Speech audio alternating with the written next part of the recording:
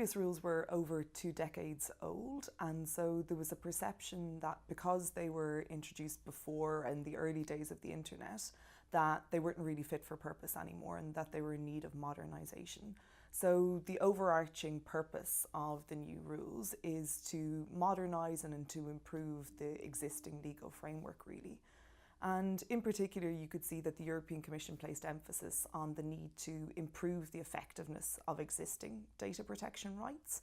So here you could think of small but quite significant changes, like if you as an individual wanted to access some of your information that was held by an organisation. In the UK, under the previous regime, you would pay £10 to do that, whereas in the future, under the GDPR, that would be free of charge. Another thing the rules were supposed to do is, and will do, is to harmonise data protection enforcement across Europe, because under the previous system, each EU member state had some discretion as to how they would implement the data protection rules.